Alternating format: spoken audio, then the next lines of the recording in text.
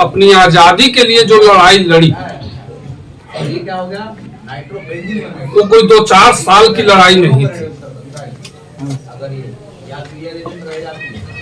उसका बैकग्राउंड बहुत पीछे से चलता है। जब हमारे देशवासियों में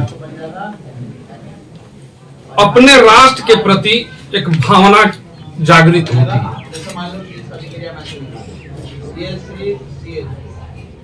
एक्चुअली अंग्रेजों से आने से पहले जब मुगल साम्राज्य का अंत हुआ 1857 में, उसके 100 साल पहले अंग्रेज यहाँ आ चुके।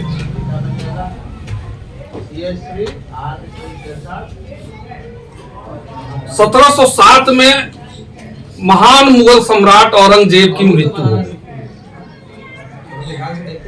जब तक औरंगजेब जीवित रहा, इस पूरे देश को एक सूत्र में बांध करके रखा।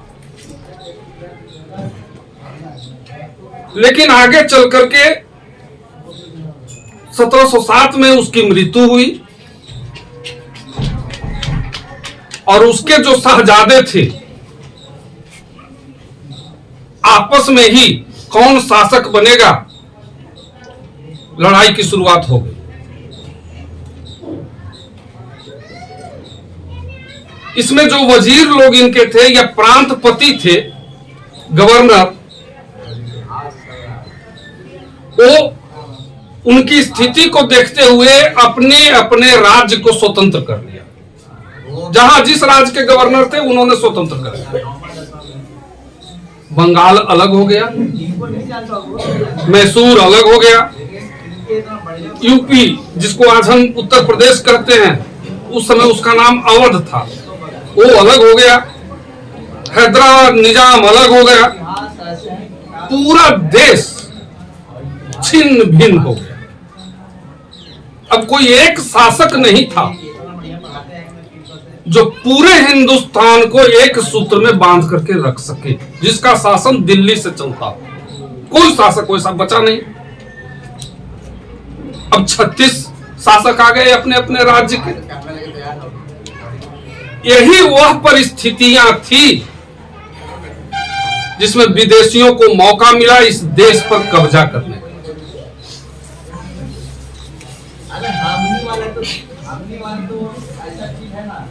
शुरुआत में अंग्रेज आए थे तो बहुत सारे यूरोपीय यहाँ। सबसे पहले आए पुर्तगाली, डच, तब अंग्रेज और उनके बाद आए फ्रांसीसी। ये लोग व्यापारी थे और कोई भी व्यापारी अधिक से अधिक मुनाफा कमाना चाहता है, चाहे जिस चीज से वो मुनाफा कमा सके। भारत में प्राचीन काल से कुछ वैसी चीजें थी उपलब्ध जो यूरोपीय देशों में उपलब्ध नहीं थी। जैसे सूती वस्त्र प्राचीन काल से ही प्रसिद्ध था पूरी दुनिया में। इतना महीन और हाथ से सूती वस्त्र बनाए जाते थे।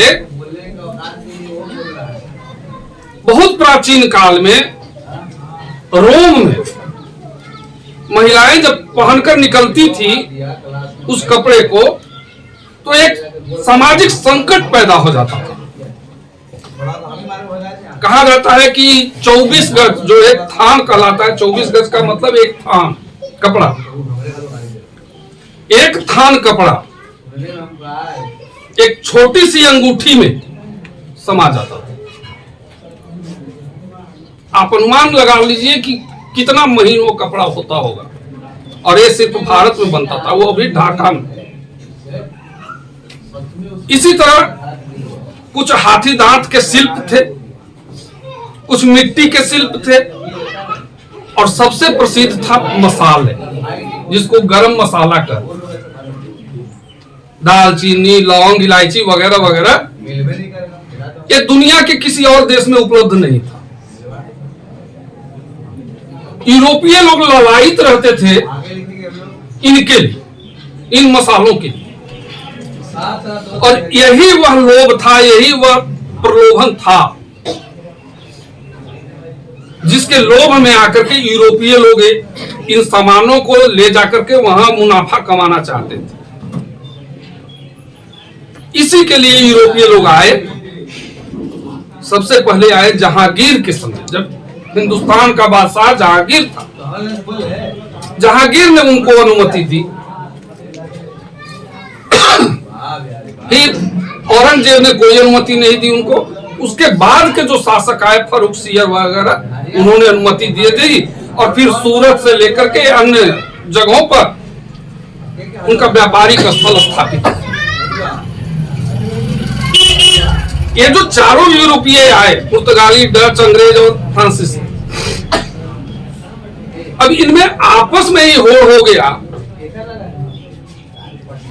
कि वर्चस्व किसका रहेगा व्यापार।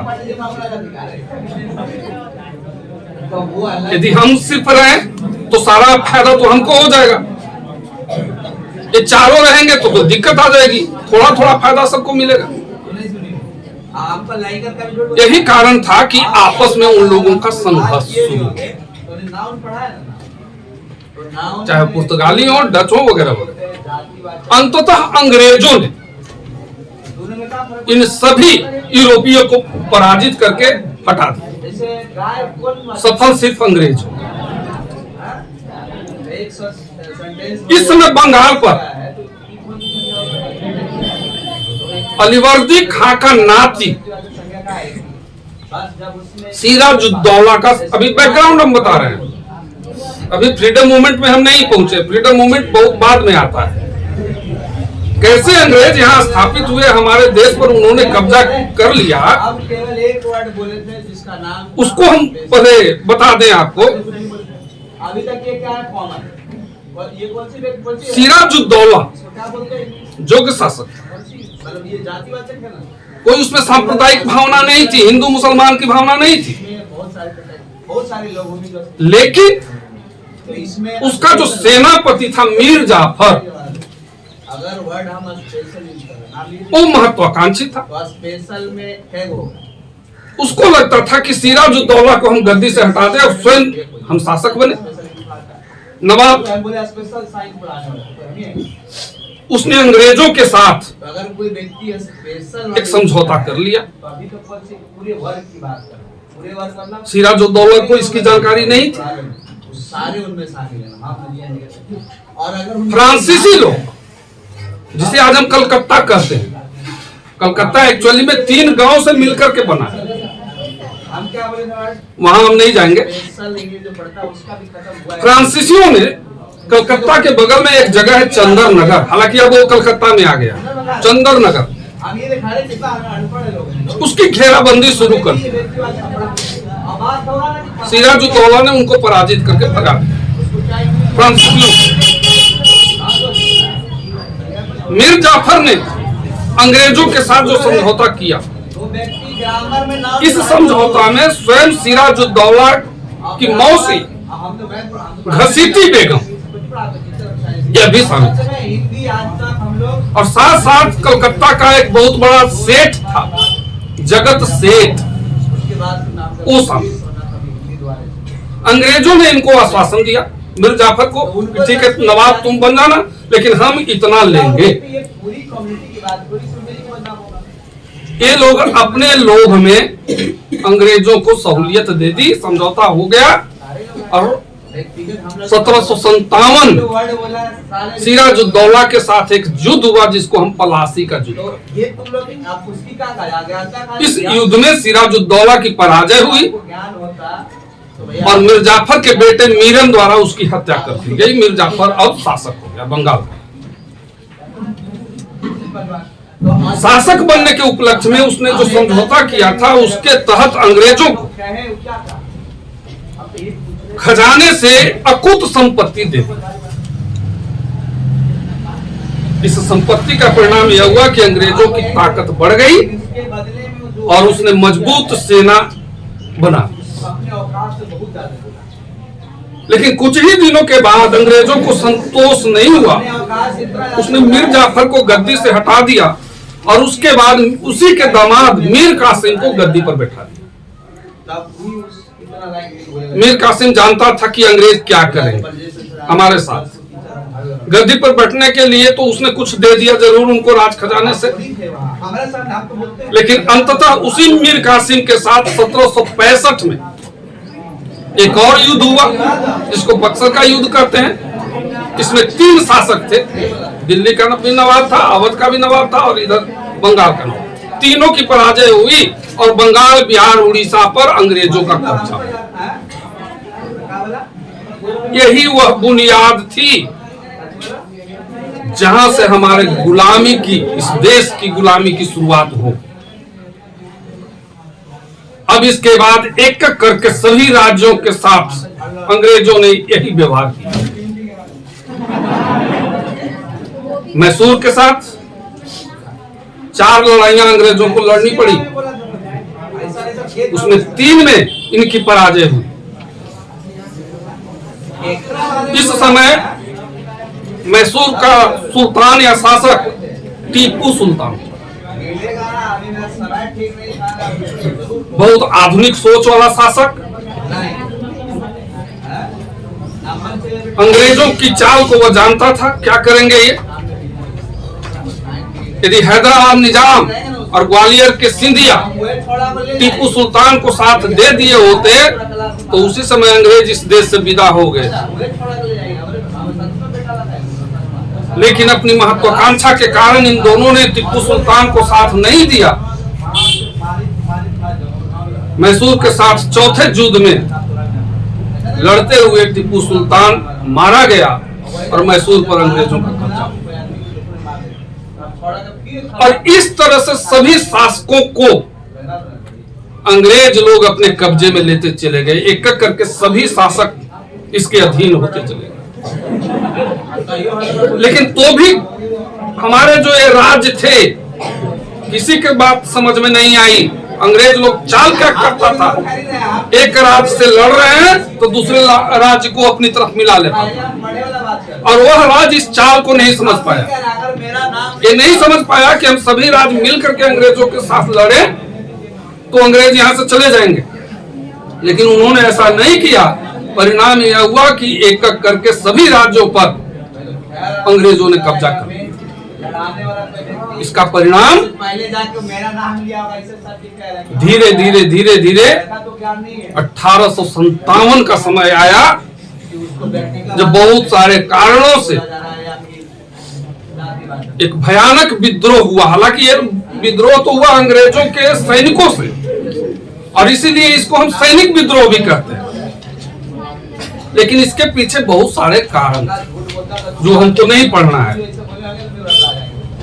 खैर 1857 के विद्रोह के बाद अंग्रेजों को एक सबक जरूर मिला। हालांकि उनकी विजय हो गई, सैनिकों की पराजय हुई। इसी 1857 के विद्रोह में रानी लक्ष्मीबाई, नाना साहब, बिहार के बहुत बड़े जमींदार बाबू कुंवर सिंह, ये सभी लोग इसमें शामिल हुए और रानी लक्ष्मीबाई मारी गई, तात्या टोपे मारे गए, नाना साहब भाग गए नेपाल, बाबू कुंवर सिंह तो जीत गए अपने राजमहल में, उनकी नेचुरल मृत्यु हुई। लेकिन उनके बेटे अमर सिंह को बाद में बहुत संघर्ष करना पड़ा। 1857 के विद्रोह के बाद अंग्रेजों ने अपनी नीति में थोड़ा सा बदलाव लाया। वो जो प्रत्यक्ष रूप से सभी राज्यों को अपने अधिकार में ला रहे थे, वहां पर थोड़ा सा ठहराव किया।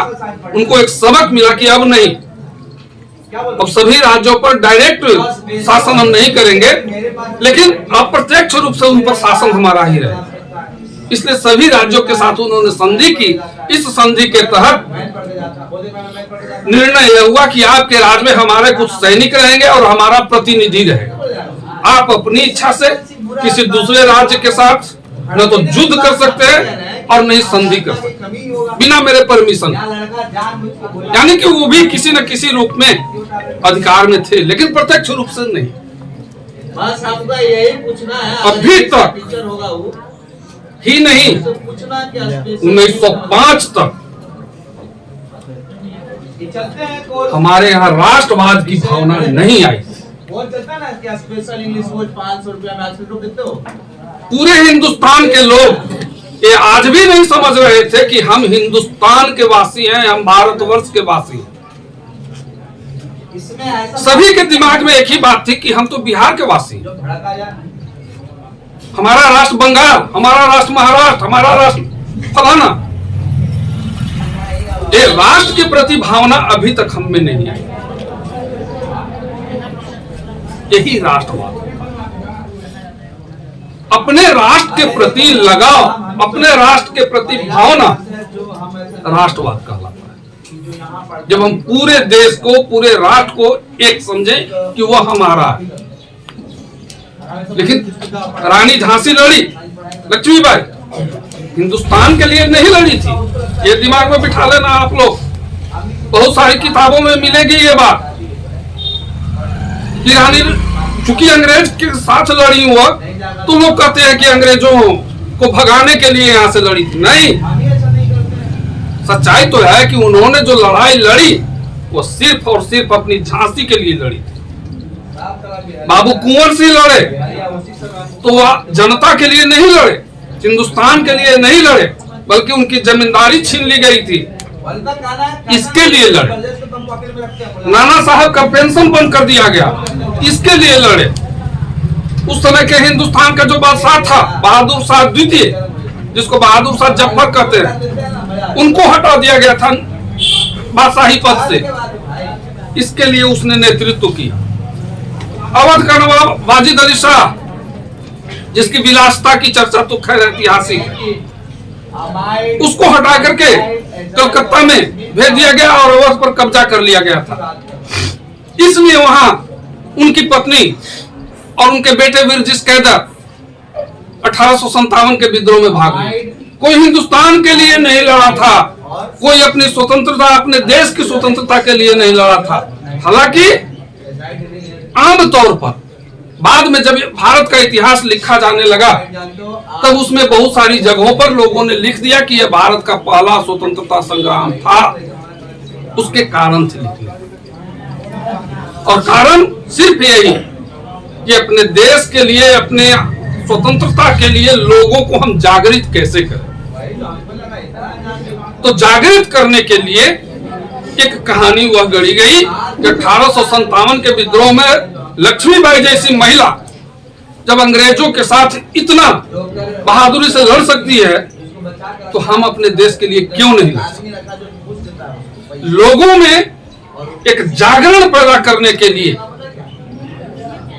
1857 के विद्रोह को प्रथम स्वतंत्रता संग्राम कहा। एक्चुअली में वो स्वतंत्रता संग्राम था ही नहीं, लेकिन एक भावना तो आई, लोगों में जागृत हुआ। इस समय अब बहुत सारे राष्ट्रवादी लोग भारत में आ गए, जिन्होंने सामाजिक सुधार भी किया और राजनीतिक सुधार के लिए भी प्रयास किया। जैसे राजा राम मोहन राय का पहला नाम आता है, और फिर उनके बाद या उसी काल में चाहे देवेंद्र नाथ टैगोर हो, ईश्वर चंद्र विद्यासागर हो, स्वामी विवेकानंद हो, या फिर एनी बेसेंट हो, मुस्लिम समाज में भी कुछ लोग आए और अपने अपने तरीकों से, चाहे वह प्रेस के माध्यम से हो, समाचार पत्र निकालकर हो या मैगजीन्स निकाल करके हो, लोगों ने लिखना शुरू किया। लेकिन पढ़ने वाले कितने लोग थे? कै %? शिक्षा कहाँ थी? गिने चुने लोगों में शिक्षा थी। उस समय की तो बात हटा दें आप, आज से 40-50 साल पहले तक कितनी लड़कियां थी जो हाई स्कूल का मुंह देखती, कितनी लड़कियां थी जो पढ़ना जानती थी, लिखना जानती थी, जाती ही नहीं थी। कोई गार्जियन अनुमति ही नहीं देता था। हमारे घर की बेटी जाएगी विद्यालय में पढ़ने, इसीलिए अगर मास्टर और पढ़ने की क्या जरूरत है? कल आपकी शादी होगी, उधर दाल भात बनाना है जिंदगी भर, कोई पढ़ने नहीं देता था। अबे बात थोड़ी समझा, आज आप लड़कों के साथ बैठ करके पढ़ रहे हैं, आगे चल करके बहुत कुछ कर सकते हैं आप, करेंगे ही। ये कल्पना तो नहीं थी। जब आजादी की लड़ाई शुरू हुई और गांधी जी दक्षिण अफ्रीका से आए तो उन्होंने सबसे पहले कहा कि यह लड़ाई सिर्फ पुरुषों की नहीं, इसमें महिलाओं की भागीदारी भी जरूरी है। और इसके लिए जब गांधी जी घर घर जाने लगे तो उस घर के पुरुष जो होते थे, गांधी जी को मामूली भला बुरा नहीं कहा था। हमारे घर की महिलाएं जाएंगी प्रदर्शन करने, जो आज तक नहीं, अरे छोड़ दो यार। महिलाएं जब बीमार पड़ती थी कोई डॉक्टर से नहीं दिखवाता। क्यों भाई? तो कोई बाहर का पुरुष आकर के हमारे घर की महिलाओं का हाथ पकड़ेगा? अब वो नब्ज किसे देखे? डॉक्टर है तो नब्ज पकड़ेगा ही ना। कोई तैयार नहीं होता था। कोई पुरुष आकर के हमारे घर की बहू बेटी का नब्ज पकड़ेगा, वो नब्ज या हाथ पकड़ेगा, इज्जत ही उनकी जा रही। अरे और तो और डिलीवरी के समय कोई दिखलाने के लिए तैयार नहीं था। तड़प तड़प करके महिलाएं मर जाती थी। खून की कमी या टेटनस, ये आम चीज था, लोगों को जानकारी थी नहीं। ये पोजीशन था। उस स्थिति में राजा राम मोहन राय जैसे मनीषियों ने एक जागरूकता पैदा करने के लिए बहुत सारे पेपर्स निकाले, मैगजीन्स निकाले। उस समय सामाजिक बुराइयां चरम पर थी। अंधविश्वास, कम उम्र में बच्चियों की शादी कर देना, बच्चों की शादी कर देना, बच्चियों ही नहीं बच्चों की शादी कर देना, सती प्रथा, बाल विवाह, ऐसी विडंबनाएं थी जिससे हमारा समाज भयानक रूप से ग्रसित। बाल विवाह 5 साल, 6 साल, 7 साल, 8 साल की उम्र में शादियां हो रही बच्चों। बताइए उस उम्र में खेलने कूदने के जो उम्र होती थी, वो गुड़ियों से जो बच्चे खेलते हैं, उस उम्र में उनकी शादी हो जाती। जो शादी का मतलब भी नहीं समझ में किसी को आता था।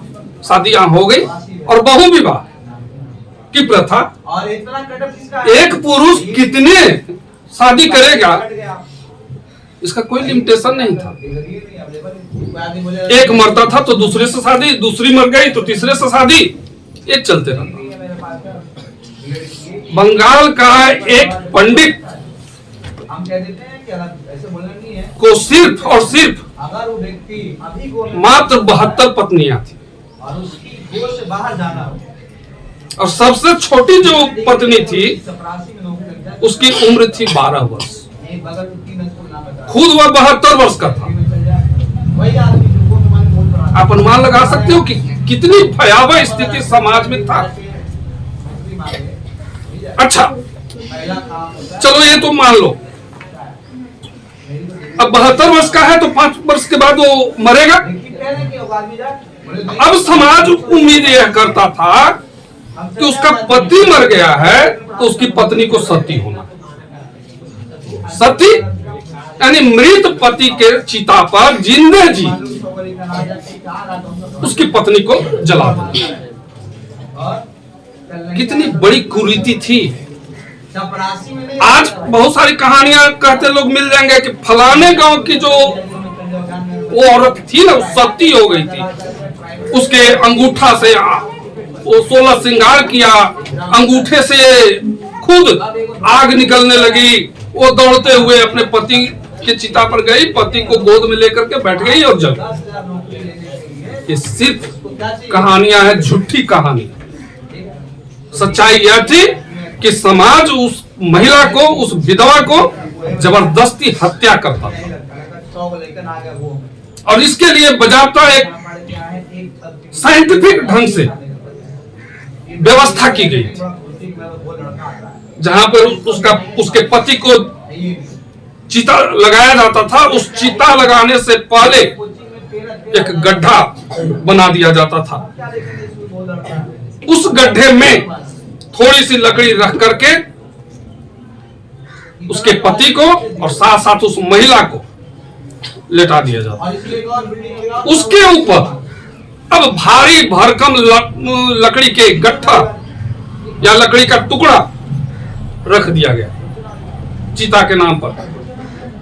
इसकी व्यवस्था इसलिए अब लड़की भागने की भी कोशिश करे तो भाग नहीं सकती, क्योंकि 10-20 मन रख दिया गया उसके ऊपर। चारों तरफ से ढोल मजीरा लेकर के सैकड़ों लोग खड़े हो जाते थे और तब उस चिता में आग लगाई जाती। अब सोचिए, यदि भाग तो सकती नहीं है बेचारी, चिल्लाएगी भी तो कोई नहीं सुनेगा, क्योंकि सती मैया की जय सैकड़ों लोग कर रहा है और ढोल मजीरा बजा रहा है। बाहर आवाज भी उसकी नहीं जा सकती है, कोई सुनने के लिए तैयार नहीं। ये थी सती प्रथा। इन्हीं बुराइयों के खिलाफ राजा राम मोहन राय, चूंकि उनकी भाभी को भी इसी तरह से लोग जबरदस्ती जला दिया था, निकल गए सती प्रथा के विरोध करने के लिए। और निकल कर गए उनकी माँ। जब राजा राम मोहन राय ने, कोई छोटे मोटे आदमी नहीं थे, जमींदार घर के थे, इन्होंने जब विरोध किया तो उनकी माँ ने यह समझ कर कि यह कि हिंदू धर्म से पथभ्रष्ट हो गया आदमी, घर से निकाल दिया। तब राजा राम निकले और जितने भी धर्म के मूल ग्रंथ हैं, पांडुलिपि जिसको आप कहते हैं, उन ग्रंथों को उसने पढ़ा और सब जगह ये पाया कि नहीं, सती प्रथा नाम की कोई चीज खासकर हिंदू धर्म में कभी नहीं था। राजा दशरथ मर गए थे तो उनकी कौन रानियां सती हो गई थी? हुई थी कौशल्या, सुमित्रा, केकई, 3 रानियां थी ना। कौन कहां मरा? या आप वैदिक काल में जाएं, ऐसा कहीं कोई प्रमाण नहीं था। ये तो बाद में चला है, मेडिवल पीरियड में इसकी शुरुआत पता नहीं कहीं से हुई और एक परंपरा के रूप में हिंदुओं ने इसको ले लिया और फिर तो हजारों हजार हिंदू विधवाओं को जलाया गया। राजा राम ने इसी चीज को अपने ग्रंथों में खोज निकाला कि नहीं, प्राचीन काल में कहीं भी ऐसी प्रथा नहीं थी, इसलिए इस पर रोक लगाई जानी चाहिए। लेकिन हमारा हिंदू समाज तो एक ढर्रे पर चलता है, दिमाग तो कहीं यूज करता नहीं है, कहीं नहीं सोचेगा। यहीं पर आप इतने सारे लोग बैठे हुए हैं, कहीं हमारे आपके घर में बहुत सारी प्रथाएं मनाई जाती हैं। कभी दिमाग लगा करके सोचा कि वो प्रथाएं क्या है, उन प्रथाओं के पीछे लॉजिक क्या, तर्क क्या? जैसे लगभग सभी घरों में छठ पूजा होती है, छठ होता है ना। कभी सोचा कि छठ क्या है? किसी ग्रंथ में इसका उल्लेख नहीं। किसी ग्रंथ में नहीं। तो फिर आया ये कहां से? न तो इसके लिए कोई पुरोहित होता है, न कोई इसके लिए स्पेशल मंत्र होता है। बस महिलाएं या पुरुष जाते हैं, सूर्य के सामने जल ढार देते हैं, पूजा हो गई। तो फिर है क्या ये?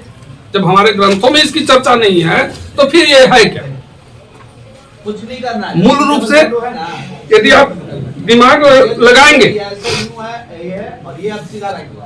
तो ये कोई पूजा नहीं है, कोई धर्म नहीं है। एक्चुअली में किसान बिहार का जो अपनी फसल पैदा करता है उसके उपलक्ष्य में एक उत्सव मनाता है। पहले मनाता था, अब इसको धर्म के रूप में रूपांतरित कर दिया गया। और इसीलिए छठ पूजा में जो पूजा होती है नए अनाज से होती है। ये देखें आप, ऐसा क्यों होता है? वो जो नई फसल आती थी ना, इस उपलक्ष्य में किसान लोग एक उत्सव खुशी मनाता था। धीरे धीरे सैकड़ों वर्षों के बाद यह एक धर्म का रूप ले। और इसी तरह का उत्सव दक्षिण में चले जाए पोंगल है, ओणम है, असम में चले जाए बिहू है। ये सब फसल की पूजा है, फसल का उत्सव है। लेकिन आज हम इसको धार्मिक रूप दे दिए कुछ दूसरे। अब तो इतना कट्टर यह धर्म हो गया है हमारे लिए, अजीब ढंग से लोग करता है। खैर उसमें हमने जाए, कहने का मतलब कि हमारा जो समाज है कुरीतियों में चलते रहेगा, लेकिन उस पर विचार नहीं करेगा। राजा राम जैसे मनीषियों ने सती प्रथा के खिलाफ जब आवाज उठाई, बहुत कोशिश की, साथ साथ अंग्रेजी सरकार से भी मिले। उस समय जो गवर्नर जनरल थे लॉर्ड विलियम बेंटिक, उनके साथ मिलकर के 1829 में एक कानून बनाया, एंटी सती प्रथा कानून। यह हुआ कि यदि कोई व्यक्ति किसी महिला को सती होने के लिए प्रोत्साहित करेगा तो उस व्यक्ति को फांसी की सजा दी। धीरे धीरे हुआ, बहुत बाद में फिर भी चलते रहा, लेकिन कम से कम लोगों में जैसे जैसे शिक्षा आई, जागरूकता आई, लोग खुद समझने लगे कि नहीं एक गलत प्रथा है। इसी तरह से बाल विवाह भी था। खैर बाल विवाह, ठगी प्रथा वगैरह वगैरह बहुत सारी इस तरह की बुराइयां हमारे समाज में थी। और तो और अंग्रेज लोग इसके लिए इन प्रयासों को भी, इन बुराइयों को भी दूर करने का प्रयास किया था। ये अमानवीय प्रथाएं थी, अंग्रेजों ने इसके लिए प्रयास भी किया। 1857 के विद्रोह का एक कारण यह भी हुआ। हिंदू समाज को लगा कि अंग्रेज हमारे धर्म को नष्ट कर रहे हैं। खैर एक तो एक कारण हुआ जागरूकता का। दूसरा कारण हुआ कि अंग्रेज, देखो कभी कभी होता क्या है ना, क्रूर से क्रूर शासक भी अनजाने कुछ वैसा काम कर जाता है जो जनता के लिए फायदेमंद हो। हालांकि वह शासक करता है अपने लिए। अंग्रेजों ने दो काम किया, और भी काम किया, लेकिन दो काम बड़ी इंपॉर्टेंट है उनका। एक तो भारत में उन्होंने अंग्रेजी शिक्षा चला दी, और दूसरा रेलवे। अंग्रेजी शिक्षा एक्चुअली उन्होंने इसलिए चलाई कि वे अंग्रेजी बोलते थे, और भारत के लोग भिन्न भिन्न राज्यों में भिन्न भिन्न भाषाएं बोलते थे। बंगाल में बंगाली बोलता था, बिहार में हिंदी बोलता था, दक्षिण में कोई कन्नड़ बोल रहा है, कोई मलयालम बोल रहा है। अब अंग्रेजों को समझ में नहीं आता था, उनको शासन करने में दिक्कत आ रही थी। इन दिक्कतों को दूर करने के लिए उसने अंग्रेजी भाषा चलाई। उसको लगा कि सारे लोग, पूरे हिंदुस्तानी एक भाषा जानेंगे, अंग्रेजी, तो हम भी समझेंगे, फिर वो भी समझने लगेंगे, और इसीलिए उन्होंने चलाया। लेकिन इसका फायदा क्या हुआ भारतीयों को कि जब हम अंग्रेजी भाषा समझ गए तो कल तक जो दिक्कत आ रही थी हमको एक बंगाली से बातचीत करने में, उनकी भाषा नहीं समझ रहे थे, हमारी भाषा वो नहीं समझ रहे थे। जब अंग्रेजी वे भी जान गए, अंग्रेजी हम भी जान गए, तब दोनों सेम भाषा में बात करने लगे। तो हम उनको अब बताने लगे कि कैसे हम एक दूसरे के साथ मिलकर एक संगठन बना सकते हैं। अपनी भावना उनको व्यक्त किए, वे अपनी भावना व्यक्त की, और इस तरह से धीरे धीरे लोग एक दूसरे के निकट आने लगे, और आने का माध्यम बन गया अंग्रेजी भाषा। ये बहुत बड़ा फायदा हुआ भारतीयों का अंग्रेजी से। साथ साथ इसी अंग्रेजी का परिणाम यह हुआ कि भारत के बहुत सारे विद्यार्थी विदेश गए पढ़ने। वहां पर बहुत सारे उन लोगों के दर्शन पढ़े जिन्होंने यूरोप के स्वतंत्रता संग्राम में भाग लिया, चाहे वो 1789 के दार्शनिकों Hobbes, Locke, Rousseau, Montesquieu, Voltaire, या अमेरिकी स्वतंत्रता संग्राम में जिन लोगों का सहयोग था उनके दर्शन को पढ़ा, और तब उनमें एक फीलिंग आई कि हम क्यों नहीं अपने देश के लिए काम कर सकते हैं। वे जब वही लोग पढ़ करके वापस लौटे तो अपने देशवासियों को संगठित करना शुरू किया। तीसरी बात हुआ रेलवे। रेलवे की शुरुआत अंग्रेजों ने दो कारण से की। एक कारण था कि उस समय जो छुटपुट विद्रोह हो रहे थे अंग्रेजों के खिलाफ, वहां सैनिक भेजने में अंग्रेजों को बहुत समय लगता था। चाहे तो वो सैनिक घोड़े से जाते थे या पैदल जाते थे, समय काफी लगता था, 10 दिन 15 दिन लग जाता था। रेलवे की शुरुआत से अब सैनिक जल्दी वहां पहुंच सकते थे, ये अंग्रेजों का फायदा था। दूसरा जो उनका कारण था रेल चलाने का,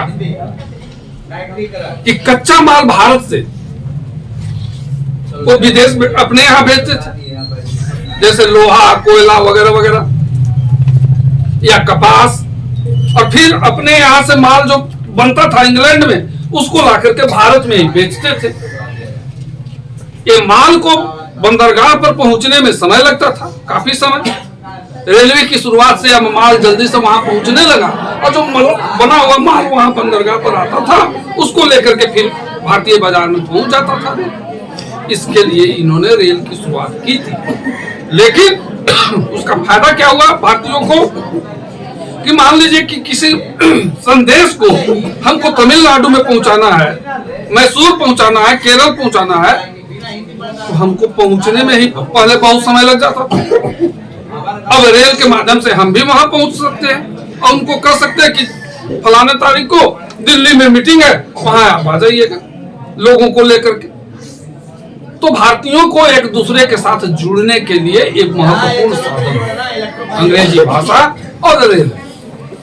इसी तरह बहुत सारे लोगों ने साहित्य भी लिखना शुरू किया।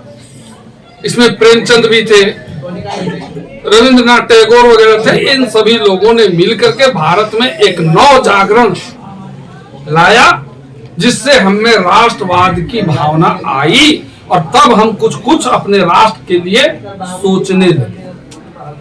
बहुत सारी राजनीतिक संस्थाओं की स्थापना हुई।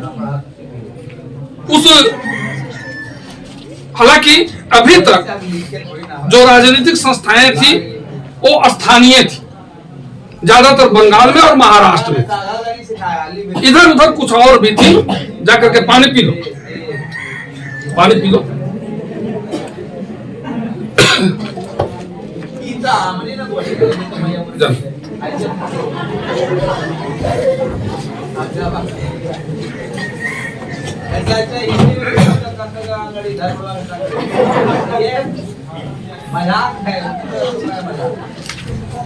तो ये जो छोटी छोटी राजनीतिक संस्थाएं थीं, ये अपने स्तर से बहुत सारे प्रयास कर रहे थे,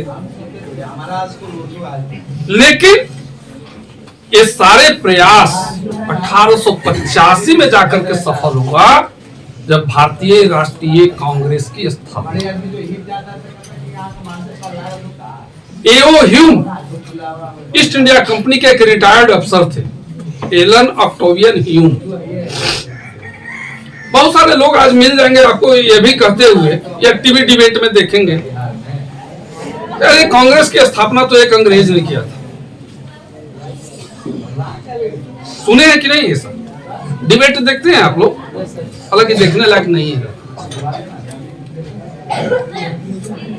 जितना चैनल है टीवी पर अभी मौजूद, सब बिका हुआ। अडानी और अंबानी के सभी चैनल।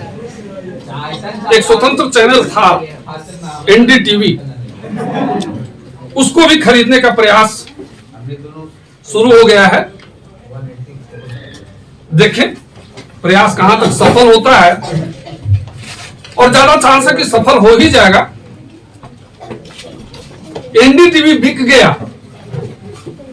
तो फिर आपके पास आपको सूचना नहीं मिली। प्रधानमंत्री से लेकर के वर्तमान प्रधानमंत्री से लेकर अन्य मंत्रियों के भ्रष्टाचार या कारगुजारियों की जानकारी आपको नहीं मिलेगी। अभी टीवी पर क्या मिल रहा है? कोई जानकारी मिलती है क्या? नहीं मिलेगी आपको कोई सूचना। गुजरात के एक पोर्ट पर, एक बंदरगाह पर 1 महीना के अंदर 4 बार क्विंटल के हिसाब से ड्रग पकड़े गए। है जानकारी आपको इसकी? नहीं मिलेगी जानकारी, क्योंकि टीवी डिबेट नहीं होगा इस पर। वो पोर्ट है, वो बंदरगाह है अडानी का, और अडानी कौन है? मोदी जी के दोस्त, हमारे प्रधानमंत्री जी के दोस्त। ये जानकारी आपको नहीं मिलेगी। ये हाल फिलहाल 10 दिन पहले 600 मन 600 किलो गांजा पकड़ा गया उसी पोर्ट पर। है दुनिया को जानकारी इसकी? नहीं। इसके पास भी भारतीय भवन का किताब है। 4 क्विंटल 6 क्विंटल जो ड्रग पकड़े गए, एक अधिकारी को अरेस्टिंग नहीं हुआ। जो पुलिस वाले, गुजरात पुलिस वाले वहां पकड़े थे, उन सबको वहां से हटा दिया गया, ट्रांसफर कर दिया गया। कोई डिबेट टीवी पर नहीं चलेगा। हाँ, शाहरुख खान का बेटा के पॉकेट से 5 ग्राम 500 ग्राम नहीं, 5 ग्राम इतना हमारा एक बाल 5 ग्राम का हो जाएगा, उसके बराबर ड्रग मिला। हालांकि बाद में हुआ कि नहीं, कोई ड्रग नहीं था, और तब 2 महीना तक डिबेट हुआ था। सुशांत सिंह जो सुसाइड किया, बिहार का हीरो था, उसकी प्रेमिका रिया चक्रवर्ती वो ड्रग सेवन करती है। फिल्मी दुनिया में बहुत सारे लोग करते हैं, और ड्रग के नाम पर गांजा ज्यादा लोग सेवन करता है, सिगरेट उगरेट में भर करके लोग पीता है। ये कोई बड़ी बात नहीं है। आप देख लीजिए, हमारे अगल बगल के जितने गांव हैं वहां बहुत सारे लोग आपको गांजा पीते हुए मिलेंगे सुबह शाम। उनके हाथ में चीलम ही होता है, वो भी ड्रग ही है। तो रिया चक्रवर्ती के पास यदि कुछ मिला तो 3 महीना तक डिबेट चला था। कोई और प्रोग्राम नहीं, 24 घंटा बस यही रिया चक्रवर्ती पर। उसका फिल्मी कैरियर बर्बाद कर दिया लोगों ने, ये टीवी वालों ने चौपट कर दिया। न जाने कितने उसको बदनाम किया। सुशांत सिंह का 72 करोड़ रुपया की 17 करोड़ रुपया रिया चक्रवर्ती ने अपने अकाउंट में ट्रांसफर कर लिया, है कर दिया, होई कर दिया, और वही ड्रग देकर के इसको मार दिया, वगैरह वगैरह। बहुत कुछ चला टीवी डिबेट में, निकला कुछ नहीं। ये सब फॉल्स। मैं जो कहना चाह रहा था, ये स्थितियां कैसे आई, क्यों आई?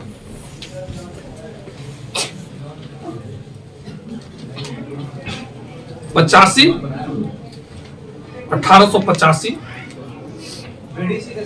में कांग्रेस जो स्थापित हुई, ये वही कांग्रेस है, आज भी वही कांग्रेस।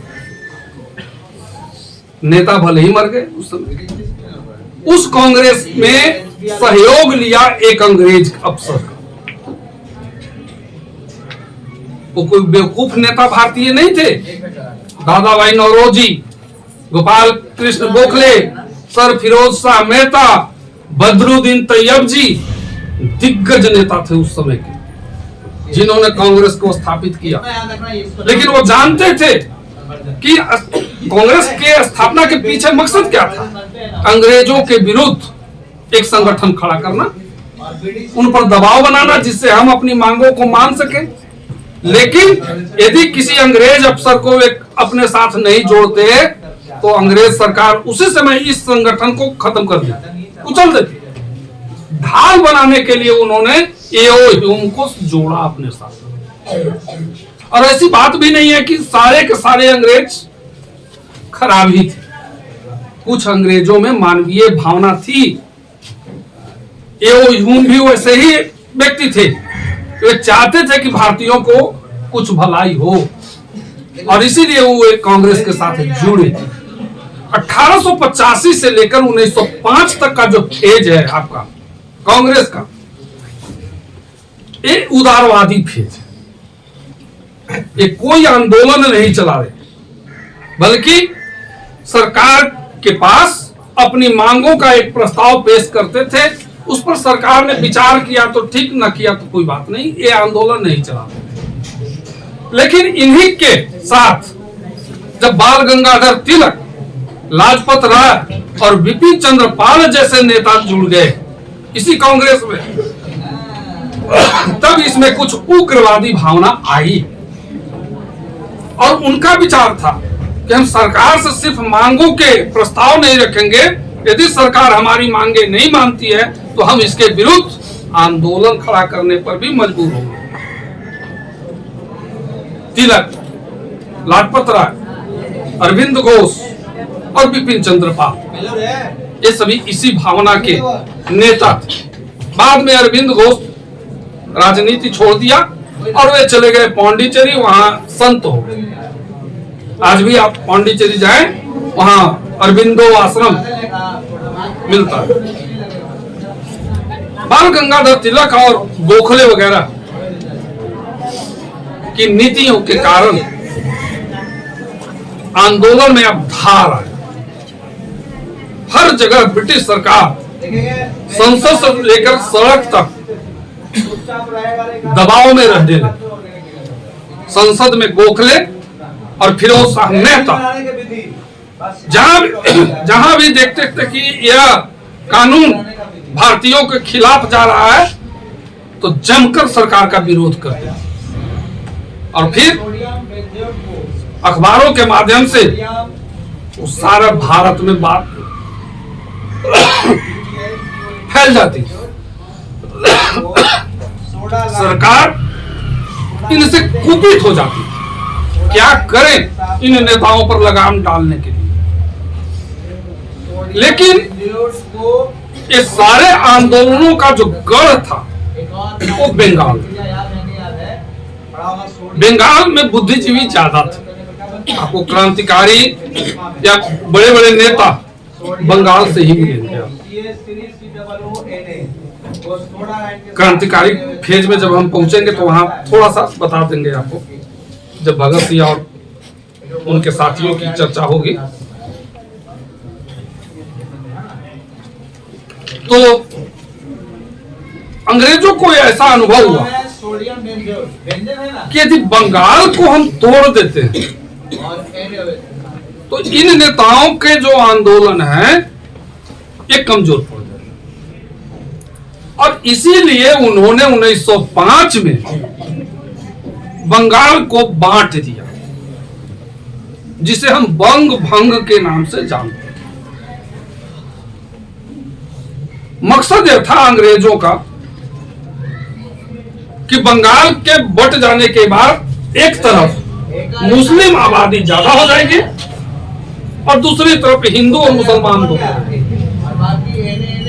जो मुस्लिम आबादी होगी उनको सरकार कुछ प्रश्रय देगी, कुछ सहूलियत देगी, जिससे कि वे राष्ट्रीय आंदोलन से अलग हो जाए, और तब कांग्रेस का जो राष्ट्रीय आंदोलन है वो कमजोर होता चला जाए। मकसद यही था। लेकिन अंग्रेज भूल चुके थे कि 1905 के आने से बहुत पहले भारतीयों में एक जागरूकता आ गई थी, राष्ट्रवाद की भावना आ गई थी। वे अब बर्दाश्त करने के लिए इस बंटवारे को तैयार नहीं थे कि हिंदू और मुसलमान अलग हो जाए। हालांकि बहुत सारे मुस्लिम इसके समर्थक थे जब उनको सहूलियत मिलनी शुरू हो गई, और यही कारण है कि 1905 में बंगाल का बंटवारा हुआ। 1906 में मुस्लिम लीग की स्थापना हो गई ढाका में। मुस्लिम लीग जो आगे चल करके हमारे देश के लिए खतरनाक पैदा हुआ, देश का बंटवारा करके छोड़ दिया। ये वही मुस्लिम लीग थी 1906 में, और ब्रिटिश सरकार ने, अंग्रेजी सरकार ने हर तरफ से उसको मदद किया। लेकिन बहुत सारे मुसलमान राष्ट्रवादी भावना से भी प्रभावित थे, वे इस बंटवारे का विरोध कर रहे थे, और इतना जमकर बंगाल में विरोध हुआ, इतना जमकर विरोध हुआ कि अंततः 1911 में जाकर के इस बंटवारे को समाप्त करना पड़ा। फिर से दोनों एक हो गए। 1912 में अगले साल भारत की राजधानी कलकत्ता से हटा करके दिल्ली शिफ्ट कर, अब दिल्ली से भारत का शासन चलना शुरू। एक और इस समय कांग्रेस में भी कुछ मतभेद पैदा हो गए। तिलक और लाजपत राय जैसे उग्रपंथी नेताओं की भावना थी, विचार था कि इस आंदोलन को, जो बंग भंग आंदोलन है, इसको सिर्फ बंगाल तक हम सीमित न रखें, बंगाल से बाहर भी ले जाएं। लेकिन जो नरमपंथी नेता थे कांग्रेस के, वे इस भावना से डर रहे थे। उनको लग रहा था कि यदि हम बाहर फैलाने का प्रयास करें इस आंदोलन को, तो हो सकता है सरकार हमारे आंदोलन को कुचल डाले। इसी डर से दोनों, खास करके नरमपंथी जो कांग्रेस के नेता थे, वे इस विचार के खिलाफ। परिणाम यह हुआ कि दोनों तरह के नेताओं के बीच एक मतभेद पैदा होना शुरू हो गया। एक चीज और मैं बता दूं, इस बंग भंग में स्वदेशी मूवमेंट की शुरुआत, स्वदेशी और बहिष्कार, यानी सिर्फ अपने देश की बनी हुई वस्तुओं का हम प्रयोग करेंगे, और विदेश से जो भी सारी वस्तुएं आ रही हैं, जो भी, अरे सब कुछ तो विदेश से ही आ रहा था, भारत में कहां कोई इंडस्ट्री था उस समय। सुई बनाने की भी फैक्ट्री नहीं थी यहाँ। वो जो लोहा जाता था, कच्चा लोहा, इंग्लैंड, वहां से सब कुछ बन करके आता था, और हम उसको यूज करते थे, अधिक दामों पर हम ही खरीदते थे कच्चा माल हमारा, और फिर बने हुए माल के लिए भी हमको कीमत देना पड़ता था। लेकिन जब बहिष्कार का आंदोलन शुरू हुआ, तब परिणाम यह हुआ, इतना लोकप्रिय आंदोलन हुआ कि विदेशी चीनी से बने हुए प्रसाद भी हमारे मंदिर के पुरोहित जो होते थे चढ़ाने से इंकार करते थे। महिलाएं विदेशी चूड़ियां पहनने से इंकार करती, यानी जितनी सारी विदेशी वस्तुएं थी लगभग उनका बहिष्कार हुआ, और कोशिश किया जाने लगा कि अपने देश में ही हम इन वस्तुओं का उत्पादन करें। बीसी राय वगैरह कुछ लोगों ने फैक्ट्री बनाई भी, हालांकि आगे चल करके उनका सारा प्रयास असफल हो गया, क्योंकि देखो भाई, बिजनेस वही कर सकता है जिसका बैकग्राउंड व्यापारिक का। आपको अचानक कपड़ा का दुकान दे दिया जाए कि आप चलाइए, आप नहीं चला पाएंगे। यदि आपका बैकग्राउंड नहीं है, तो आपके परिवार का कोई लोग कपड़ा का व्यापार नहीं करता, कपड़े की दुकान नहीं खोले हुए है, तो आपसे कपड़े की दुकान नहीं चलेगी। जस्ट वही स्थिति उनकी भी हुई। उद्योग में आकर के तो बहुत सारे नेताओं ने अपना अपना उद्योग लगाया, लेकिन वो सारे उद्योग असफल होते चले गए। एक बीसी राय की जो केमिकल्स फैक्ट्री थी वह कुछ दिनों तक चली थी, साबुन और केमिकल फैक्ट्री।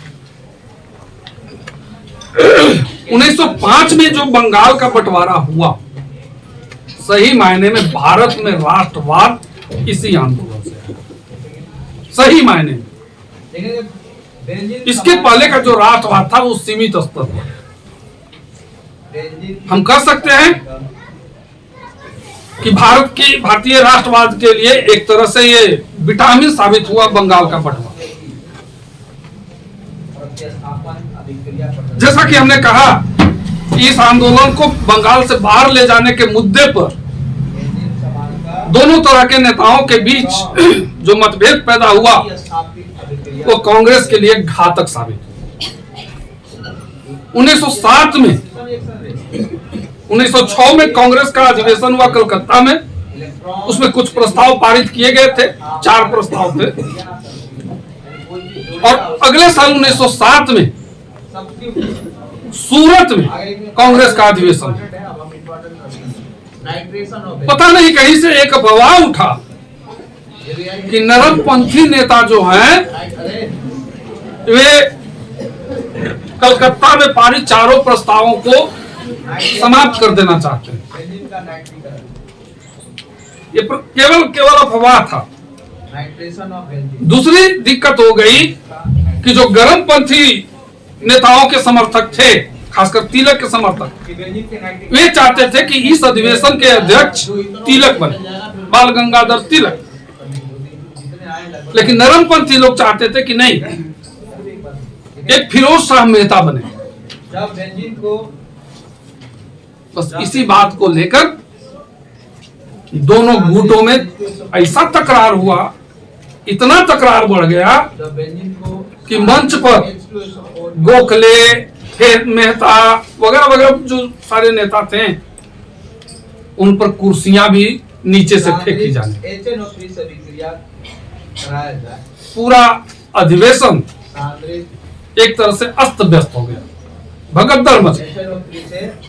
लास्ट में पुलिस आती है और पूरे अधिवेशन स्थल को खाली करा।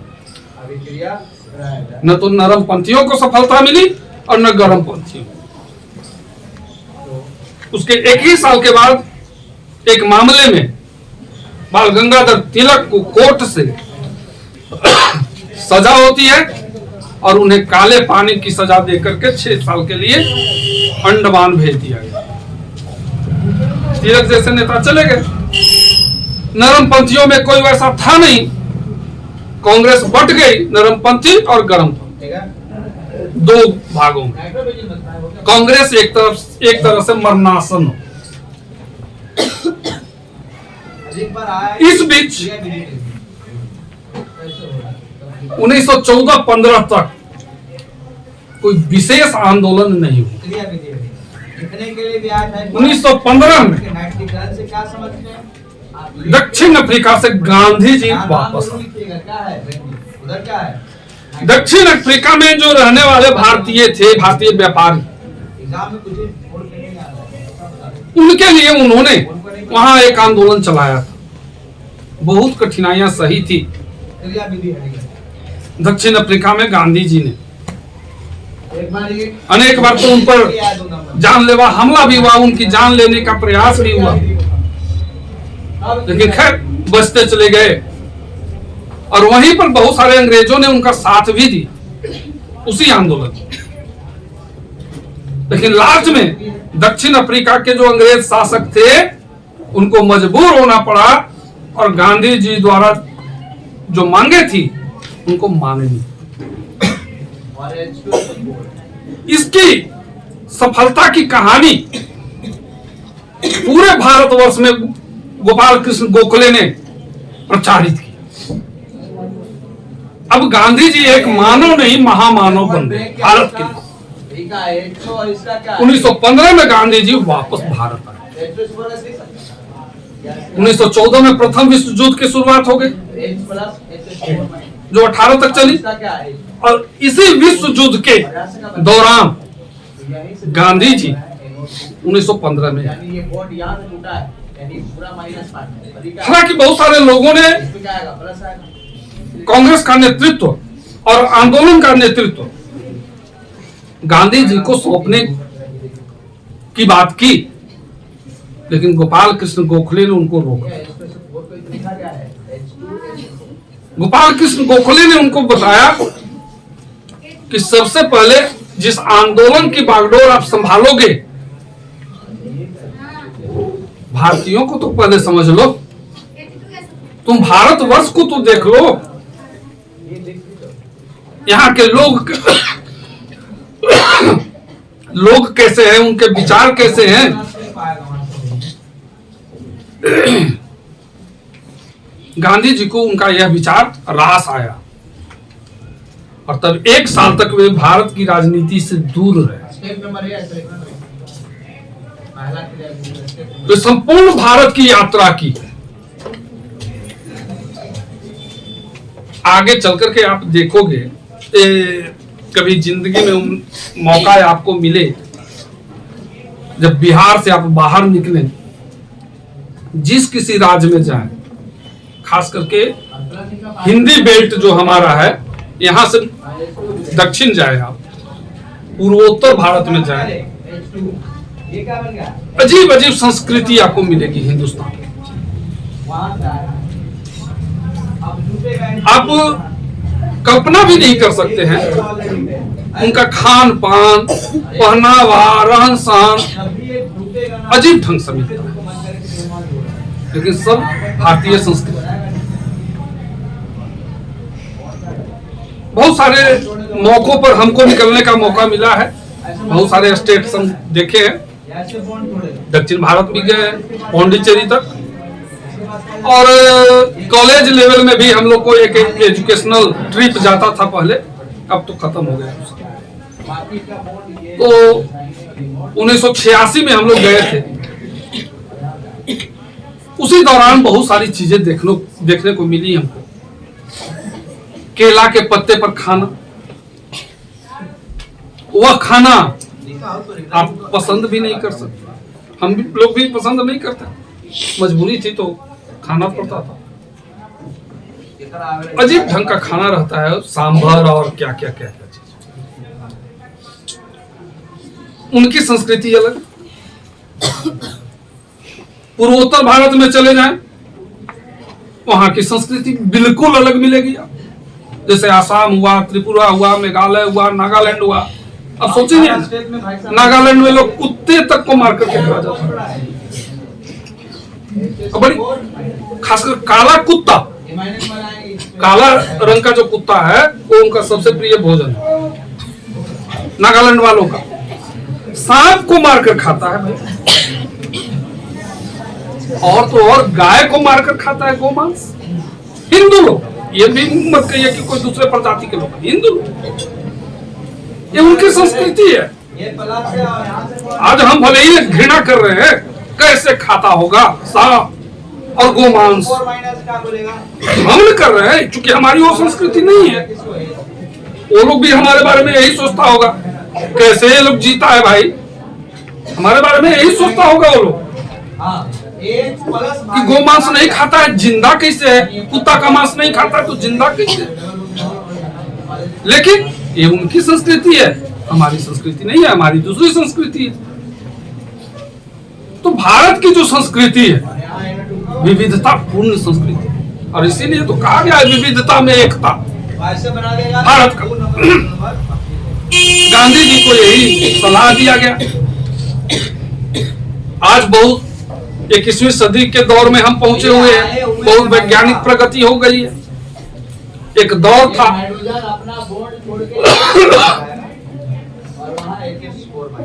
जब गरीबी चरम पर थी, तन ढकने के लिए भी वस्त्र नहीं थे,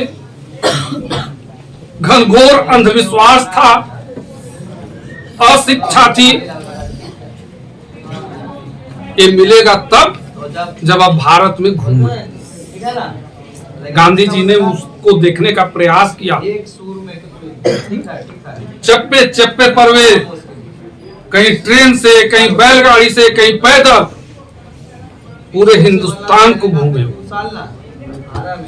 गरीबी को बहुत निकट से देखा, अशिक्षा को देखा, अंधविश्वासों को देखा, उनकी संस्कृति को देखा। और तब 1 साल के बाद 1916 में भारतीय राष्ट्रीय कांग्रेस में आ गए। इस समय अंग्रेज लोग बहुत सारा अत्याचार कर रहे हैं। बंगाल में एक नील आंदोलन चला। नील आंदोलन का नाम सुने? ये नील आंदोलन कुछ और नहीं, जो नील आज हम कपड़ा में प्रयोग करते हैं न देने के लिए, ये वही नील है उस समय। लेकिन आज ये केमिकल नील है, उस समय उसका पौधा उपजाया जाता था और इसके मालिक थे अंग्रेज। लेकिन अंग्रेज मालिक भले ही थे, उपजवाते थे भारतीय किसान से और उनको मजबूर करते थे कि तुमको उपजाना है। लेकिन बंगाल में तो एक आंदोलन चला जबरदस्त, जिसके कारण वहां से ये लोग भाग खड़े हुए, अंग्रेज लोग, अंग्रेज जो किसान थे। तब आ गए बिहार, और बिहार के चंपारण में वहां के किसानों को कुछ एडवांस देकर तो मजबूर किया कि तुमको अपने खेत में, यदि 1 बीघा खेत है तो कम से कम 3 कट्ठा में नील लगाना है।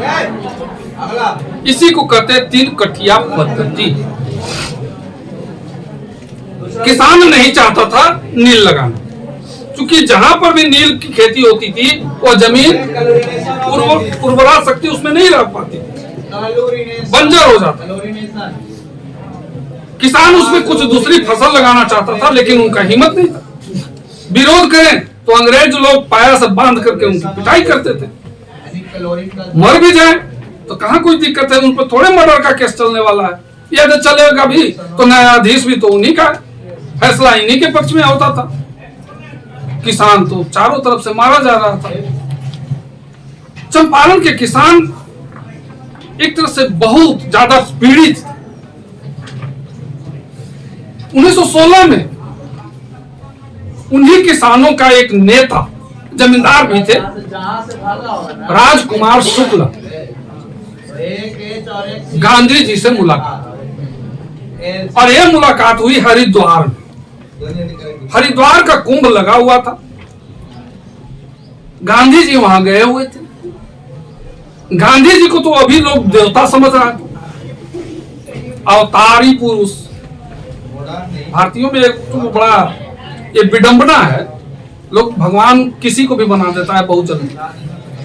जब आसाराम बापू तक भगवान बन सकते हैं यहाँ, टेंशन नहीं रहेगा बे। क्या देखे कि नहीं? आसाराम बापू का फोटो देखा है? नहीं, पता नहीं क्या किस दुनिया में कुछ जीता है।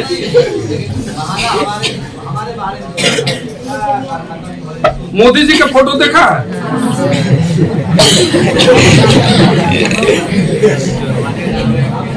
उसके डुप्लीकेट आसाराम।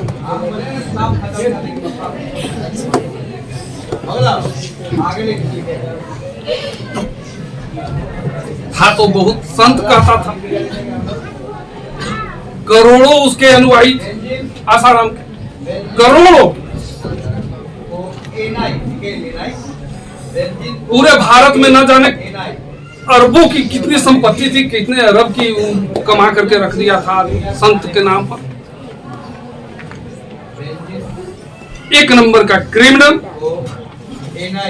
चरित्र का भ्रष्ट। लोग भगवान की तरफ अपने अपने घरों में फोटो लगा करके, भगवान की आरती बाद में होता होगा, आसाराम की आरती पहले होती। चाहिए यही। आज तकरीबन 7-8 वर्षों से वो जेल में है वो आदमी, लेकिन बहुत सारे लोग आज भी मिलेंगे जो विश्वास करने के लिए तैयार नहीं है कि आसाराम भ्रष्ट। जिस समय उनको जेल दिया गया था, जेल की सजा हुई, उस समय कांग्रेस की सरकार थी केंद्र में। जानते हैं क्या रूमर उड़ाया गया? एक किसी और का षड्यंत्र नहीं, माँ बेटे का षड्यंत्र। माँ बेटे मतलब सोनिया गांधी और राहुल गांधी। बताइए, उन्होंने जेल में डाल दिया। तो आज तो मोदी जी का शासन है, तो जेल से निकाल देते। राम रहीम को तो निकाल दिया।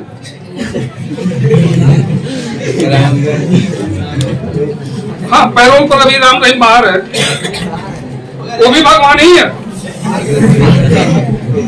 पंजाब के लोग उसको भगवान से ऊपर का ही दर्जा देते हैं।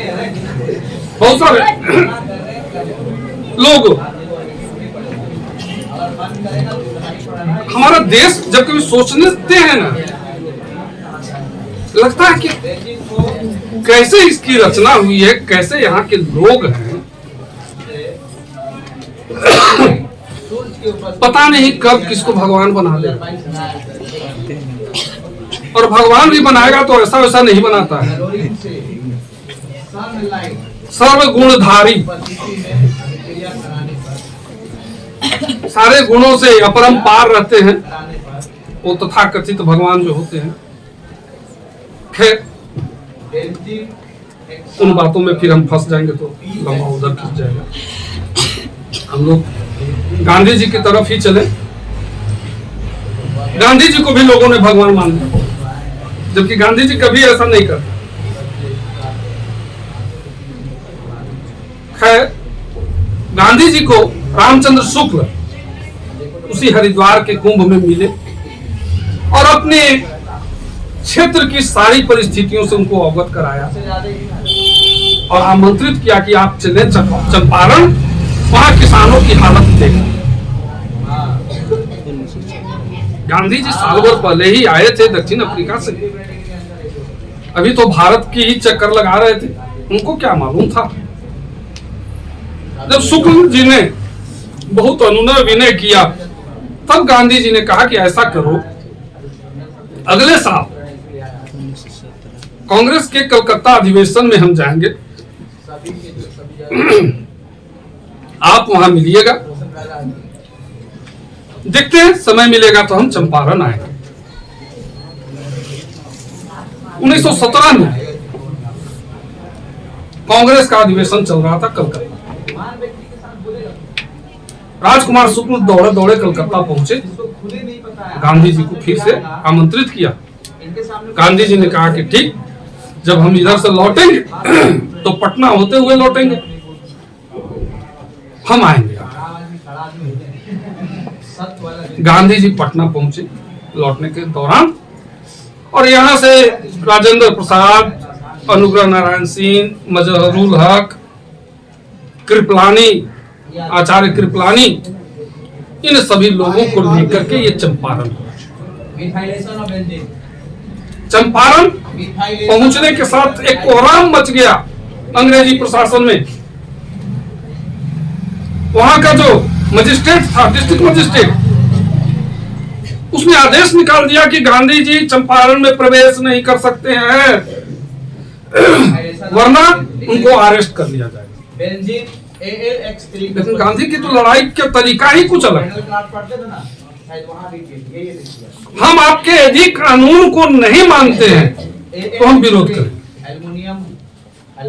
आप हमको गोली मार दे, जो सजा देनी है दे सकते हैं, अहिंसक ढंग से हम उसका प्रतिरोध करेंगे, उस कानून का प्रतिरोध करेंगे। ये गांधी जी का तरीका। गांधी जी ने डिस्ट्रिक्ट मजिस्ट्रेट को आदेश को मानने से इनकार कर दिया। कहा कि आपको अरेस्ट करना है, कर सकते हैं। इस बात की सूचना गवर्नर तक आ गई, बिहार के गवर्नर, और इसने यह सूचना तार भेज दिया वायसराय को, दिल्ली। वायसराय ने कहा कि गांधी को अरेस्ट करने का हिम्मत मत करना, वरना चंपारण का जो मामला है यह भारत का मामला बन जाएगा। इसलिए गांधी यदि घूमना चाहता है, देखना चाहता है तो छोड़ दो देखने। गांधी क्या अरेस्टिंग हुआ। आप की फाइल भी जोड़ सकते हो। अब गांधी जी चंपारण पहुंचे। देखो भाई अंधविश्वास क्या होता है। ये जितने लोग गांधी के सहयोगी थे, बड़े बड़े पढ़े लिखे विद्वान, आचार्य कृपलानी प्रोफेसर थे, डॉक्टर राजेंद्र प्रसाद कानून के बहुत बड़े ज्ञाता, अनुग्रह नारायण सिंह कानून के बहुत बड़े जानकार, मजहरू लाल ये गांधी जी के सहयोगी थे, इंग्लैंड में दोनों साथ साथ पढ़े थे, वो भी बैरिस्टर थे, मजहरू लाल भी। लेकिन यहाँ हिंदू मुसलमान की भावना थी, हरिजन और बड़जन की भावना थी। गांधी जी ने कहा कि जो हम आश्रम बनाएंगे उस आश्रम में सभी को साथ रहना पड़ेगा और साथ साथ खाना पड़ेगा एक पंगत में, और जो खाना बनाएगा वो हरिजन बनाएगा और सबको खाना है, और सब किसी का जुट्ठा बर्तन कोई दूसरा नहीं धोएगा, अपना अपना बर्तन अपना धोइए, अपना कपड़ा अपने धोइए। उस समय के लिए ये बहुत बड़ी बात थी, बहुत बड़ी, क्योंकि छुआछूत चरम पर था। मुस्लिम का छुआ, हरिजन का छुआ, ऊंचे वर्ग के लोग टॉलरेट नहीं करते थे। जिस बर्तन को हरिजन छू दे वो बर्तन फेंका जाता था, जो मुसलमान छू दे वो बर्तन फेंका जाता था। लेकिन गांधी जी ने तो यहाँ सब कुछ उल्टा पुल्टा कर दिया, खाना तक बनाएगा हरिजन। अरे आपको मैं बताऊं एक बात, जब गांधी जी पटना पहुंचे तो सबसे पहले गए राजेंद्र प्रसाद के घर पर। राजेंद्र प्रसाद कहीं गए हुए, उनका जो नौकर था, रोज मुवक्किल लोग आते रहता था, वो वकालत करते थे पटना हाई कोर्ट में राजेंद्र बाबू, तो मुवक्किल अपने केस के सिलसिले में आते रहता था उनके घर पर। गांधी जी को भी समझा कि कोई मुवक्किल होगा। राजेंद्र प्रसाद नहीं थे, कहीं बाहर गए हुए थे। उसने कहा, गांधी जी बोले कि भाई राजेंद्र बाबू नहीं है तो हम रुकना चाहते हैं आज यहीं आपके मकान पर। कहा कि रुको, लेकिन बाहर बरामदा में। गांधी जी कहे अच्छा ठीक है बरामदा पर ही रुक जाएंगे, लेकिन शौचालय तो यूज करने दोगे ना। कहा कि नहीं नहीं नहीं नहीं नहीं, शौचालय किसे यूज कर लीजिएगा यार, तुम कौन हो, कौन जात का हो, कौन धर्म का हो, हमारे मालिक के शौचालय आप कैसे यूज कर लेंगे। ये हालत थी। गांधी जी को कुआं से, उसी राजेंद्र बाबू के कुआं से पानी तक नहीं भरने दिया, और तब गांधी जी वहां से निकल कर चले गए मजहरू लाल के डेरा पर। बाद में राजेंद्र बाबू लौटे, उनको ये कहानी मालूम हुई तो बड़ा अफसोस हुआ, दौड़े दौड़े गए मजहरू लाल के डेरा पर और गांधी जी को लेकर के फिर आए। वो अलग घटना है। मैं कह रहा हूं कि उस समय जो हमारी मानसिकता थी सामाजिक, वो गजब ढंग की थी, और उसमें गांधी जी ने ये सारा बंदिश लगा दिया। गांधी ऐसे ही महान नहीं हुआ, गांधी की महानता के पीछे बहुत कारण थे। अभी तो पूरा स्वतंत्रता संग्राम आपका बाकी है, आगे पढ़ोगे, अभी तो शुरुआत ही हुआ है। जब गांधी जी ने उनको मजबूर कर दिया तो मुंह नाक सिकोड़ करके लोगों को करना पड़ा। एक हरिजन खाना परोस रहा है, राजेंद्र बाबू खा रहे हैं,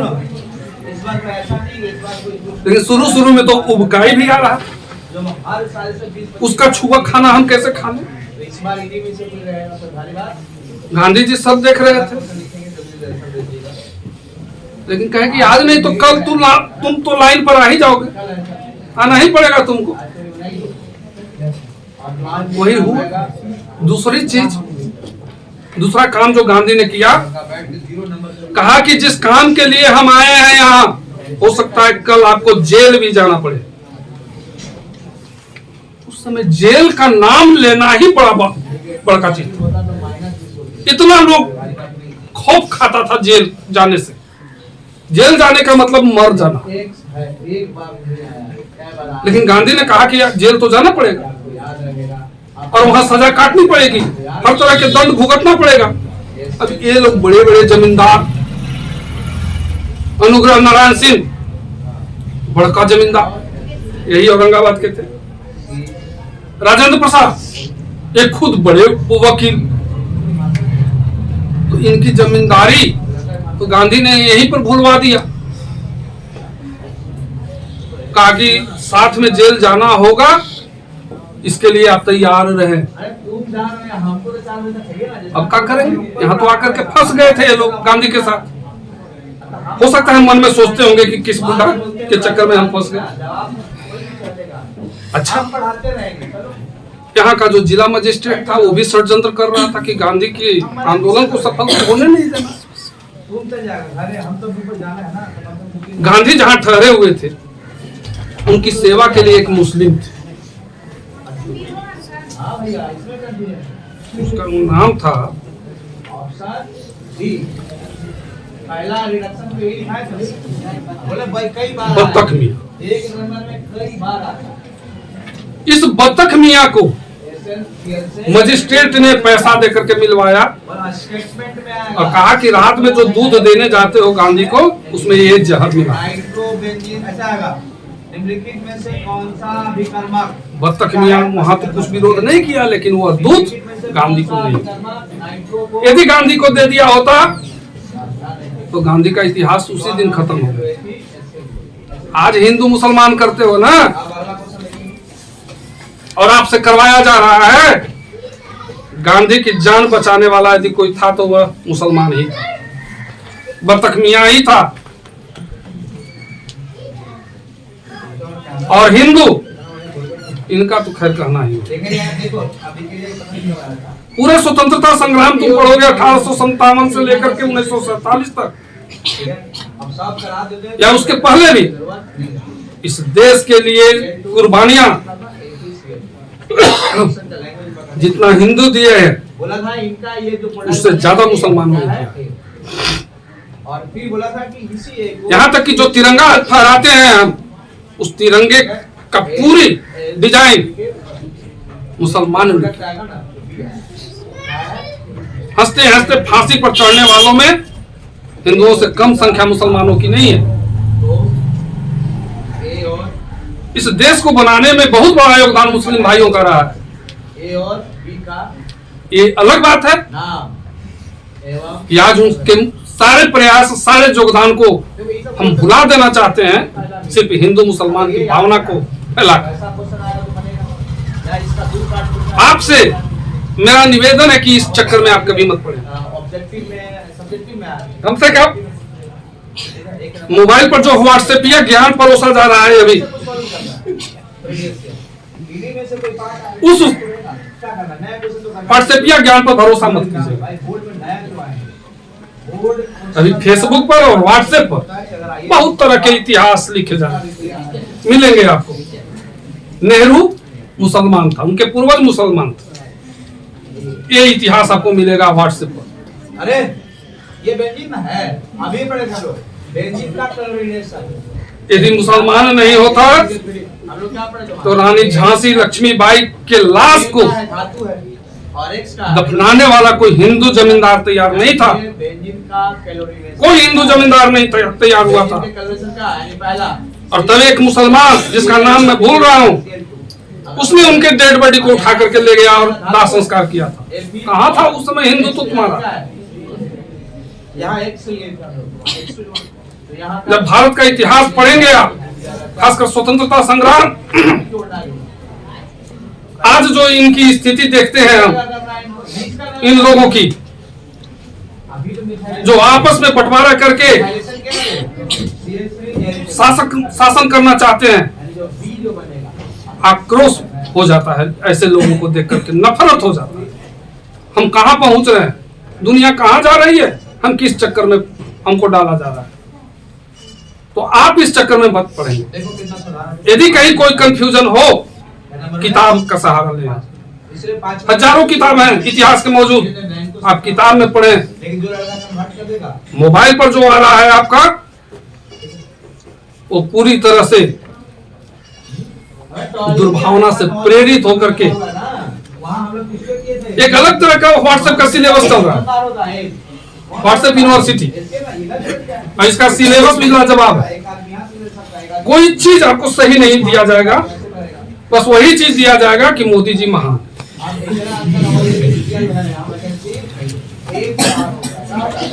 अब इस महानता के चक्कर में बहुत सारे लोग पड़ गए, उनको भी लगने लगा कि न सच में महान है। ज्ञान नहीं लेंगे वो किताब से। 3-4 साल पहले की बात है, ग्वालियर में कुछ महिलाएं आंदोलन कर रही थी, तो एक टीवी वाला ही उनसे इंटरव्यू लिया, नेहरू के बारे में क्या जानते हैं। एक महिला ने कहा कि नेहरू तो मुसलमान थे। कहाँ पढ़े? पढ़े हैं कहीं पर, याद नहीं आ रहा है, लेकिन कहीं पढ़े हैं। पत्रकार ने कहा कि यदि पढ़े हैं तो कुछ किताब का नाम बता दीजिए, किस किताब में पढ़े? तो किताब में नहीं पढ़े हैं, मोबाइल पर आया था और नेहरू नाम से ही पता चलता है कि वो तो मुस्लिम थे। नेहरू तो हिंदू का नाम ही नहीं होता। वो 2-3 महिलाएं थी, सबने यही कहा कि हम वही मोबाइल पर। तो ऐसे मोबाइल पर आप लोग मत पढ़ेंगे, अपना किताब देखें, जहां भी कंफ्यूजन हो किसी टीचर से पूछ लें। प्रमाण के लिए किताब का ही सहारा ले, कोई दूसरे साधन का सहारा नहीं। खैर, अब गांधी जी की बात आते हैं। गांधी जी को मारने का प्रयास हुआ, बत्तख मियां ने उनकी जान बचा ली। बाद में चल करके ये सच्चाई अंग्रेजों को मालूम हुआ तो बत्तख मियां के पूरे परिवार को तहस नहस कर दिया गया, सारा घर खा दिया गया। उनकी जिंदगी बहुत कठिनाइयों में गुजरी, बहुत जल्दी मर गए बेचारे। गांधी जी बच गए। तब गांधी जी अपने सहयोगियों के साथ कार्य का बंटवारा कर दिया। सभी गांवों में आप घूमे। गांधी जी ऐसा नहीं था कि आपने कह दिया उसको विश्वास कर लेते थे। वे खुद गए और अपने सहयोगियों को भेजा, सभी किसानों से मिले, उनकी क्या क्या समस्याएं हैं नोट करें आप कॉपी पर। साल में फिर मीटिंग होती थी, उस पर विचार होता था। पता चल गया कि नहीं, सचमुच ये जो नीले किसान हैं, चंपारण के किसानों पर इनका अत्याचार हो रहा। तब उन्होंने मजिस्ट्रेट से मिला, मजिस्ट्रेट को पूरी तरह से मेमोरेंडम दिया लिख करके, इन नीले किसानों का अत्याचार आप हटाइए, इन किसानों से जो वसूल किया गया है उसे वापस करें। बहुत प्रयास के बाद एक कमेटी बनी जिसमें अंग्रेज भी थे और गांधी जी भी थे। कमेटी इस निर्णय पर आई कि सचमुच नीले किसानों का अत्याचार था और जो उन्होंने किसानों से वसूल किया है मुआवजा के रूप में, वो मुआवजा वापस होना चाहिए किसानों का। हालांकि 100% वो मुआवजा वापस नहीं हो पाया, 25% ही वे लोग वापस करने पर तैयार हुए। गांधी जी मान गए। हालांकि कुछ लोगों ने उनका विरोध भी किया कि हम 100% की बात कर रहे थे, आपने 25% पर राजी हो गए। कहा कि यही 25% इनके लिए बहुत बड़ी बेइज्जती है। और सचमुच 25% वापस करने के कुछ ही दिनों के बाद चंपारण से अंग्रेजों का बोरिया बिस्तर समेटा गया। उन नीले जो खेती कर रहे थे नील की, वो खत्म हो गई, वे बंद कर दिए और किसान लोग चैन से जो पसंद था वो अपने पसंद के अनुसार फसल पैदा करने लगे। भारतवर्ष में गांधी का यह पहला आंदोलन और पहली सफलता, चंपारण सत्याग्रह 1917। अगले साल 1918 में क्या हो रहा है? गप क्या कुछ है? ये हो गया भारत के। नहीं, यहाँ वेदिका है, ये लिखा है। हम बार बार एक कहानी कहते हैं, लगभग हर क्लास में कह ही देते हैं कहानी, चूंकि नौबत आ जाती है वैसी कहना पड़ता है। कहानी है अकबर के शासनकाल का। अकबर को लगा कि इस दुनिया में कुछ आश्चर्य हो सकता है कि नहीं, तो अपने दरबारियों को बुलाया और पूछा कि दुनिया में क्या आश्चर्य। किसी ने कुछ कहा, किसी ने कुछ कहा। अकबर ने कहा कि नहीं, ये सब संभव हो सकता है। तब बीरबल की बारी, अंत में तो बीरबल ही का समाधान चलता था। बीरबल ने कहा कि हुजूर, हम कल बताएंगे। ठीक, यही कर दीजिए। अगले दिन जब दरबार में आया बीरबल, तो अकबर ने कहा, दरबार बैठा हुआ था पूरा। अकबर ने कहा कि हाँ बीरबल, मेरे प्रश्न का जवाब। बीरबल ने कहा कि हुजूर, मैं क्या कहूँ, जब हम दरबार के लिए अपने घर से निकले तो बीच में एक पीपल का बहुत बड़ा पेड़ है, वहाँ तीन महिलाएं बैठी हुई और तीनों चुप थी। अकबर ने कहा कि असंभव, यही नहीं हो सकता है दुनिया।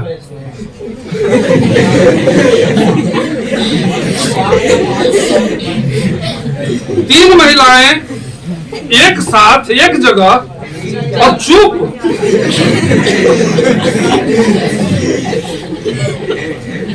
तो एक कहानी महिलाओं के लिए, आपके लिए नहीं है।